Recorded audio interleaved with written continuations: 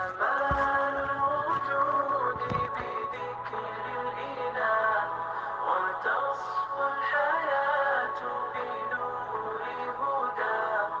جمال الوجود بذكر الإله وتصفو الحياة بنور هدى.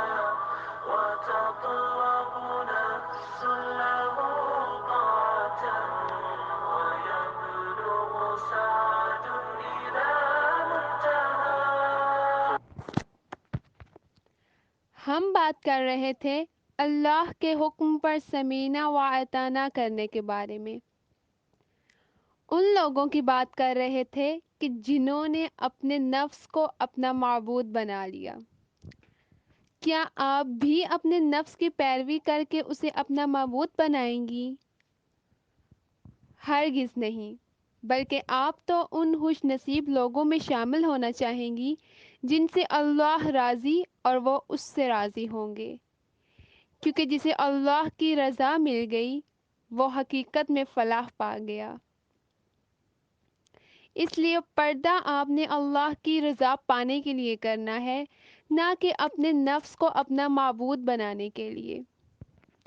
ایسے عبایا اور اسٹائلش اسکارف لینے سے گریز کریں جو آپ کو مزید دلکش بنائیں، کیونکہ اس طرح آپ اللہ کی بات نہیں بلکہ اپنے نفس کی خواہش پوری کر رہی ہوں گی، اور نفس ہی سب گناہوں کی طرف مائل کرتا ہے.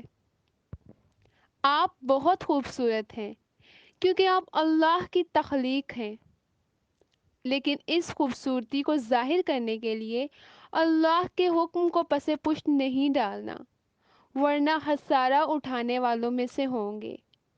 اللہ قرآن کریم میں فرماتا ہے، تم فرماؤ کیا ہم تمہیں بتا دیں کہ سب سے بڑھ کر ناقص عمل کن کے ہیں؟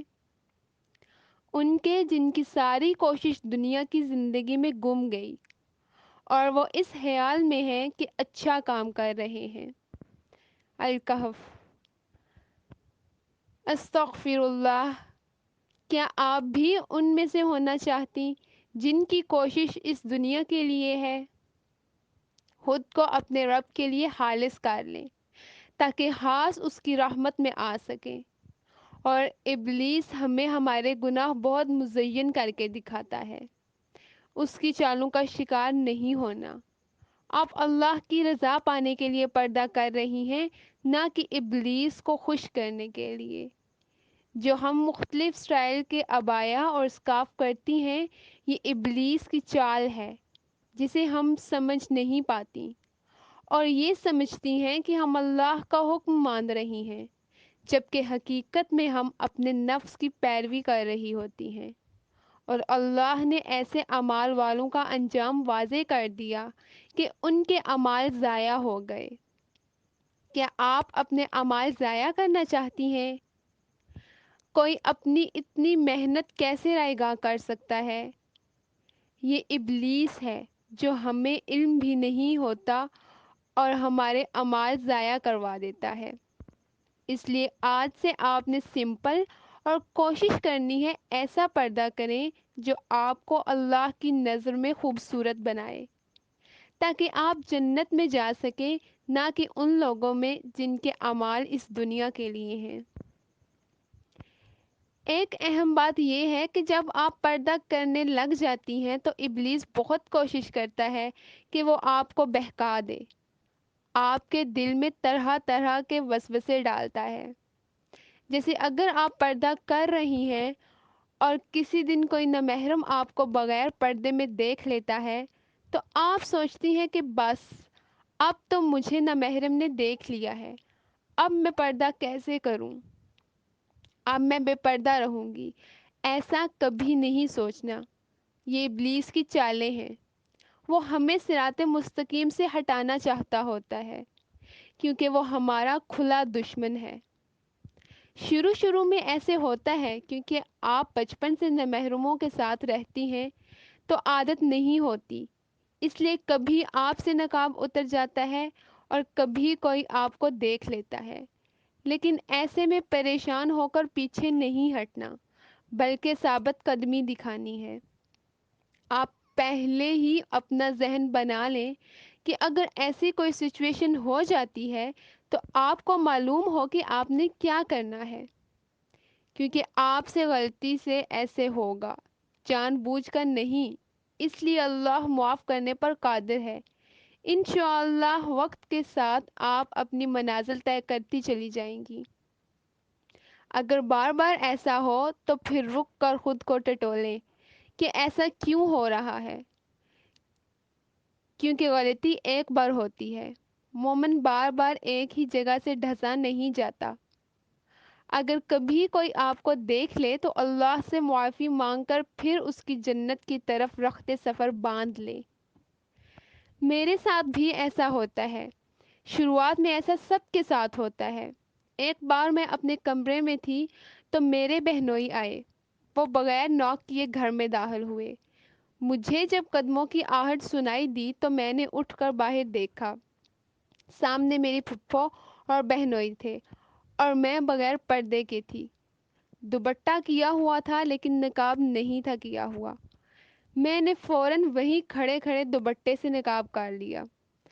میرے بہنوئی نے ابھی مجھے نہیں دیکھا تھا، میں نے ان کی طرف بیک کر کے وہیں نقاب کر لیا، اور پھر جب انہیں کھانا سرو کیا تو دوپٹے کو پن اپ کر لیا۔ تو ایسے میں آپ نے گھبرانا نہیں ہے، بلکہ اگر کوئی ایسی صورتحال پیش آ جائے تو فوراً وہی نقاب کر لیں۔ اگر دیکھ بھی لیں تو بھی کر لیں، اس میں ندامت محسوس کرنے والی بات نہیں، کیونکہ آپ اللہ کا حکم مان رہی ہیں۔ شروع میں غلطیاں ہو جاتی ہیں لیکن وقت کے ساتھ ساتھ سب ٹھیک ہوتا چلا جاتا ہے۔ اسی طرح ایک بار میرے بھائی رات کو گھر آئے تو میں روم میں تھی۔ جب وہ اندر آئے تو مجھ سے مل کر کہتے ہیں تم اندر ہی بیٹھی رہو، باہر نہ آؤ۔ میں نے کہا کیوں؟ میں نے آپ کو کھانا سرو کرنا ہے، میں آؤں گی۔ اور جیسے ہی میں باہر گئی تو میرا کزن آیا ہوا تھا اور میں اسے دیکھ کر شاکڈ رہ گئی۔ اللہ کا شکر ہے کہ اس وقت میرے کزن کی بیک سائڈ میری طرف تھی۔ میں نے فوراً سے نقاب کیا اور پھر کھانا سرو کیا۔ تو ایسے واقعات رونما ہو جاتے ہیں، اس میں ہمت ہار کر واپسی کا سفر نہیں اختیار کر لینا، بلکہ اسی لمحے اللہ کے حکم پر عمل کرنا ہے، کیونکہ ایسے میں ابلیس بہت بہکاتا ہے کہ اب تو تمہیں نامحرم نے دیکھ لیا ہے، اب تمہارا کرنے کا کیا فائدہ ہے؟ یہ اللہ نے تو چھپنے کا کہا اور تم سے تو ظاہر ہو گیا۔ آپ نے اس کی باتوں میں آ کر روشنی کا سفر ترک نہیں کر دینا، بلکہ اپنی منزل کی طرف رواں دواں رہنا ہے۔ مشکلات سے گھبرا کر ہمت نہیں ہارنی، اور نہ ہی بہانے ڈھونڈنے ہیں کہ ہم اللہ کا حکم مانیں گی تو ہمارے اپنے باتیں سنائیں گے یا تانے سننے کو ملیں گے، کیونکہ اللہ کا ارشاد ہے، اور نہ کسی مسلمان مرد اور نہ کسی مسلمان عورت کو پہنچتا ہے کہ جب اللہ و رسول صلی اللہ علیہ وآلہ وسلم کچھ حکم فرما دیں تو انہیں اپنے معاملہ کا کچھ اختیار رہے، اور جو حکم نہ مانے اللہ اور اس کے رسول کا تو وہ بے شک صریح گمراہی بہکا۔ الاحزاب۔ ہمیں اللہ اور اس کے رسول صلی اللہ علیہ وآلہ وسلم کے حکم پر سمعنا و اطعنا کرنا ہے تاکہ کامیاب ہو جانے والوں میں سے ہوں، اور نہ ہی ان لوگوں میں شامل ہونا ہے جو اللہ کے نور میں آ کر پھر اندھیرے کی طرف سفر کرنے لگ پڑتے ہیں۔ آپ کو اللہ نے ہدایت سے نوازا ہے تو اس کی قدر کریں، پردہ کر لیا تو اس پر تاعمر قائم رہیں، اپنوں کی باتوں یا مشکلات سے گھبرا کر اس کو چھوڑنا نہیں، نہ ہی یہ سوچنا ہے کہ آپ مزید نہیں کر پائیں گی۔ اللہ کی نعمت کی قدر کریں، ورنہ اللہ آپ سے نعمت چھین بھی سکتا ہے۔ اللہ کا فرمان ہے، ان کی کہاوت اس کی طرح ہے جس نے آگ روشن کی تو جب اس سے آس پاس سب جگمگا اٹھا، اللہ ان کا نور لے گیا اور انہیں اندھیریوں میں چھوڑ دیا کہ کچھ نہیں سوجھتا۔ البقرہ۔ کیا آپ بھی ان میں شامل ہونا چاہتی جن سے اللہ ان کی ناقدری کے باعث نور لے لیتا ہے؟ اپنے اللہ سے ہر وقت ہدایت کی دعا مانگا کریں، کیونکہ ہدایت پا کر واپس گمراہی کی طرف لوٹ جانا زیادہ حسرت کا باعث ہے۔ اللہ سے اپنے لیے ہدایت کے ساتھ اس پر جمے رہنے کی بھی دعا کیا کریں۔ ربنا لا تزغ قلوبنا بعد إذ هديتنا وهب لنا من لدنك رحمة إنك أنت الوهاب۔ اے ہمارے رب، دل ٹیڑے نہ کر بات اس کے کہ تو نے ہمیں ہدایت دی اور ہمیں اپنے پاس سے رحمت عطا کر، بے شک تو بڑا دینے والا ہے۔ اس لیے آپ نے اپنے رب کی رحمت میں ہمیشہ رہنا ہے تاکہ آپ ہمیشہ کی زندگی جنت پا سکیں۔ اب کچھ لڑکیاں یہ سمجھتی ہیں کہ حجاب اور نقاب الگ الگ ہیں، تو وہ حجاب تو کرتی ہیں لیکن نقاب نہیں کرتی۔ یہ کانسیپٹ غلط بن گیا ہے ہمارا، ایسا نہیں ہے، بلکہ حجاب اور نقاب ایک ہی چیز ہے اور دونوں پردے کے معنی میں آتے ہیں۔ حجاب عربی زبان کا لفظ ہے جسے اردو میں پردہ کہتے ہیں، اور پردہ آپ کی تمام ستر ہے، اور ستر میں آپ کا پورا جسم شامل ہے۔ اب جو آج کل لڑکیاں حجاب کرتی ہیں صرف گردن کے ساتھ یا بمشکل ہاف سینے پر کر لیا، اسے حجاب نہیں کہتے۔ حجاب کا مطلب ہے آپ کا مکمل پردہ۔ اللہ نے قرآن میں مختلف استعارے استعمال کیے ہیں۔ سورہ نور میں اللہ نے پردے کے لیے خمار کا لفظ استعمال کیا ہے، اور سورہ الاحزاب میں لفظ جلباب استعمال کیا ہے، اور ان کے مطلب میں آپ کو پہلے لیکچرز میں بتا چکی ہوں۔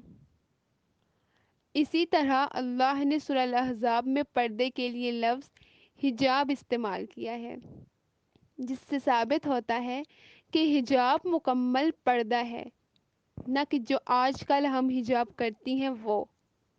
اللہ کا ارشاد ہے، وَإِذَا سَأَلْتُمُوهُنَّ مَتَاعًا فَاسْأَلُوهُنَّ مِنْ وَرَاءِ حِجَابٍ، الاحزاب۔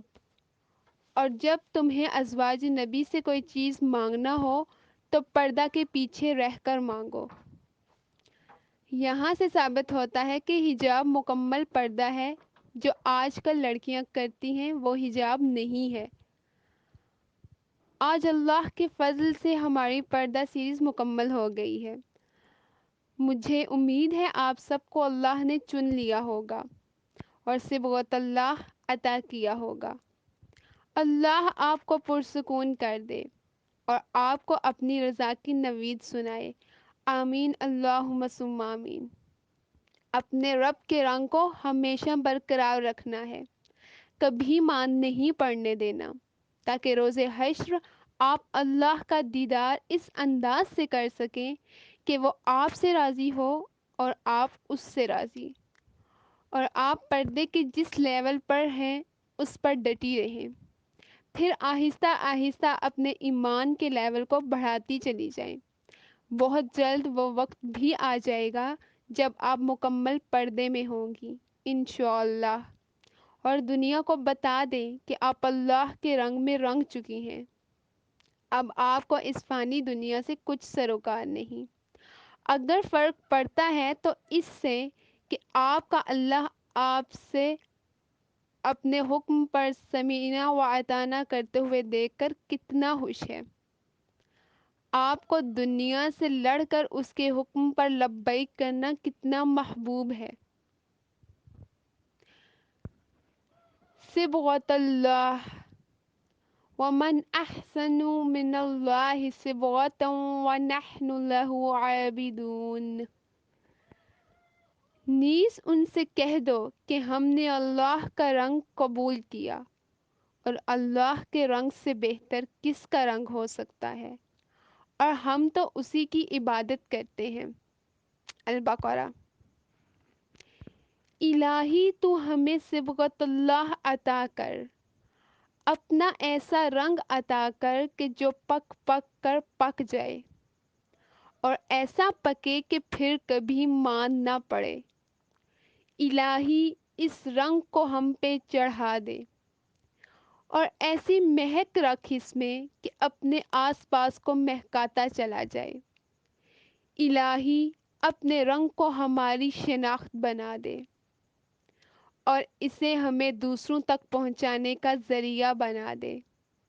الہی ہمیں اتنی قوت عطا کر کہ ہم دنیا میں تیرے دین کو سر بلند کر سکیں۔ الہی ہمیں اتنا مضبوط بنا دے کہ ہم دنیا کو بتا سکیں۔ صبغت اللہ، ومن احسن من اللہ صبغۃ ونحن له عابدون۔ This beautiful journey has been completed. May Allah accept my efforts. Ameen. Allahumma summa ameen.